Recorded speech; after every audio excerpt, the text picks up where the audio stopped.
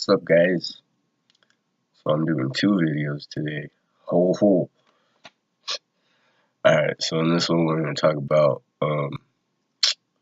keeping a relationship, a healthy, strong relationship while on prep or while bodybuilding in general. My experience, I mean, I haven't competed while in a relationship, let alone competed at all yet.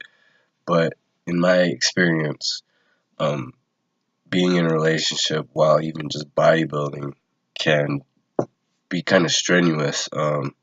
If you're putting all your focus, all your effort into bodybuilding and like whatever job you have, the bodybuilding and whatever job you have, it's kind of hard to put some effort into that relationship. I mean, not so much anymore because I know where I went wrong whenever I was putting so much effort into bodybuilding, and I mean, I'm still putting very much effort into bodybuilding and my job, but when you're in a relationship, it makes it a little harder, a little more stressful.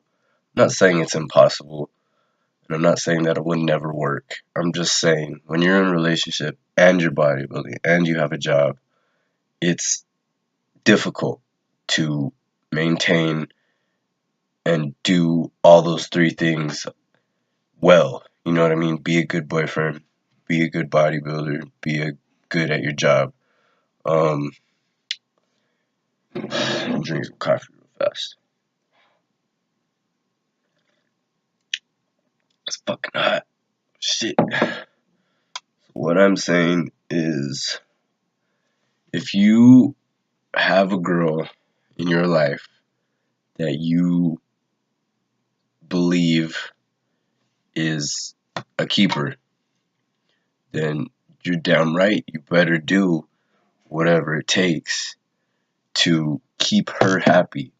But if you're also very, very into bodybuilding and you need your job or want to keep your job, you like that job, you better make damn well sure that you do everything it takes to be the best you can be at your job and be the best bodybuilder you can be.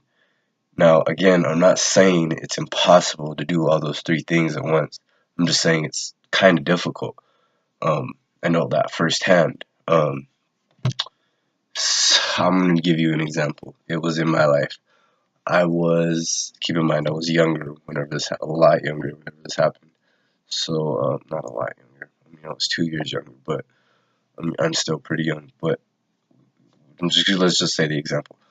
I was a sophomore in high school, and I know you shouldn't be in a serious relationship when you're a sophomore in high school. I know that. Don't tell me. Don't tell me about relationships. I fucking know. All right. So I was a sophomore in high school. There was this girl I was talking to. We'd been going out for about a year, and I reached this point where I was so serious about bodybuilding, and I was a lifeguard where I used to live at the time, and I was serious into bodybuilding, and I also was doing sports year round at that time, which was very stupid. It wasn't a stupid idea on my part. It was just stupid doing bodybuilding and the sports at the same time, like trying to put full effort in both. That's a different video though. So I was putting all my effort into the sports, the bodybuilding, and my job, that I pretty much put her on the back burner. And I felt horrible for it, but I felt like that's what I had to do at that time.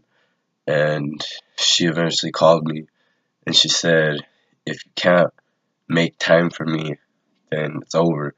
And then I kind of realized, I was like, damn, yeah, she's kind of right. I mean, it's possible for me to put all my effort into the sports and bodybuilding and uh, my job and her at the same time. This is very difficult. And at that time, I was in high school at the same time. So it was very, very difficult, but I eventually overcame that. I gave her as much as attention as she needed to, but long story short, that still didn't work out, and we ended up calling it quits. No hard feelings anymore, but that was done and over with. And of course, I've had many girlfriends since then, but it just goes to show you you can't put someone that matters to you on the back burner just because you're putting all your attention into bodybuilding and your job. And if you're going to school, your school too. Um, yeah, I know if you watch all these motivational videos, they'll tell you sometimes you just need to drown everyone out. You need to put your relationships on hold and stuff. I mean, if that's what fucking works for you, and you have a spouse, significant other, girlfriend, boyfriend that will still love you and still be there for you, that's great. I didn't have that, so if you have someone that's still gonna be there for you even after you put her or him on hold, and that's great. An absolute keeper. Keep them. Do everything you can to make them happy. But if you're one of those people that puts all your uh, puts all your effort into bodybuilding and sports and school and your job, and you don't have one of those type of people, sometimes you just gotta cut them off. Like, sometimes it won't work. But if you can figure out a way to